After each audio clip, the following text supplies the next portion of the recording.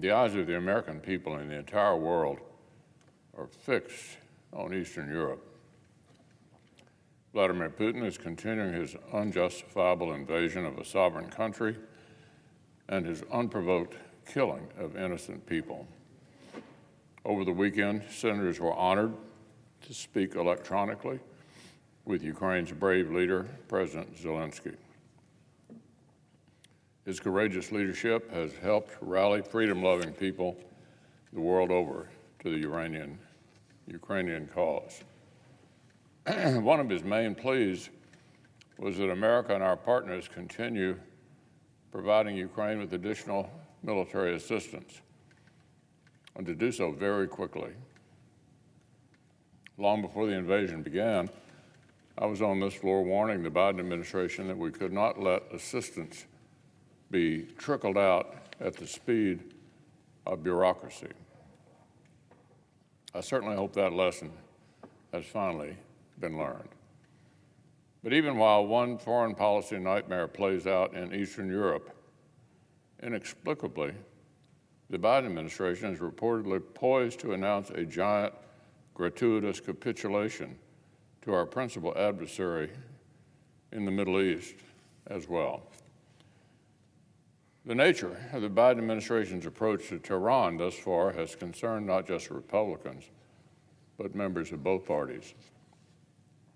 Our Democratic colleague, the chairman of the Foreign Relations Committee, recently exhorted the administration and our partners to, quote, exert more pressure on Iran to counter its nuclear program, its missile program, and its dangerous behavior around the Middle East, including attacks on American personnel and American assets. I would note that Senator Menendez also stressed the importance of building bipartisan support for any new deal which the president's team wants to cook up with the Iranians. This is the same message I conveyed to the president and his top advisors at the beginning of the administration. If he wants his policy or his deal to endure beyond his presidency, he must bring Republicans on board. Regrettably, President Biden appears to have ignored this good advice. Reports indicate a sequel to the bad 2015 Iran nuclear deal may be imminent, yet the administration has laid zero bipartisan framework. Rumors of this impending deal, because rumors are all that Congress has, suggest it will be an enormous step in the wrong direction. It appears not to be a longer and stronger deal than the JCPOA, as was promised, but a weaker and shorter deal. It appears not to safeguard and increase our leverage over Tehran and its Revolutionary Guard, but instead to breezily sort of sign our leverage away. President Biden appears to want to give Tehran enduring sanctions relief now in exchange for limited and short-term curbs on their nuclear program. A reminder of how bad President Obama's Iran deal was is the fact that these restrictions will begin to expire as soon as next year. That'll put more pressure on Western negotiators, not on Iran. This is extortion playing out step by step, and this administration seems prepared to sign on to it. Iran gets serious sanctions relief and expanded trade with Russia and China.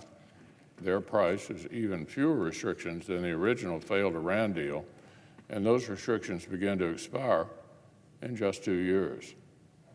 This is really wildly reckless. This is an administration chasing a deal, any deal, instead of pursuing our interests. There is some suspicion the administration is desperate for any excuse to ease sanctions on Iranian oil exports to help blunt the impact of the European crisis on America's pocketbooks. This White House seems determined to go hat in hand and beg every bad actor around the world to ramp up their own fossil fuel production, but still will not stop their holy war against our own American energy production here at home. If press reports of the deal are accurate, the President and the Democrats on Capitol Hill surely understand that it will not be accepted widely or quietly. If the president seeks to remove sanctions on Iran, there will be votes. Democrats who now regret their recent vote to protect the Nord Stream 2 pipeline should think twice before voting to help President Biden ease sanctions on Iranian entities that engage in terrorism, missile proliferation, or human rights abuses. Given Chairman Menendez's concerns, I hope and would expect the Foreign Relations Committee will hold major hearings. But I know this much for certain. The next time Republicans control the Senate, vigorous oversight will take place over the diplomatic mess that is unfolding in the Middle East. The failure to consolidate the historic gains of the Abraham Accords, gigantic unilateral concessions to the most active state sponsor of terrorism in the entire world, pointless capitulation to Iran-backed Houthi terrorists that has only yielded even more violence in Yemen and increased ballistic missile and drone attacks against Saudi and Emirati cities. It's bad enough that Democrats in Congress have spent months actively fighting against sufficient funding for our national defense and our armed forces. But these dynamics are made even more dangerous by a White House that is actively choosing weakness in the Middle East.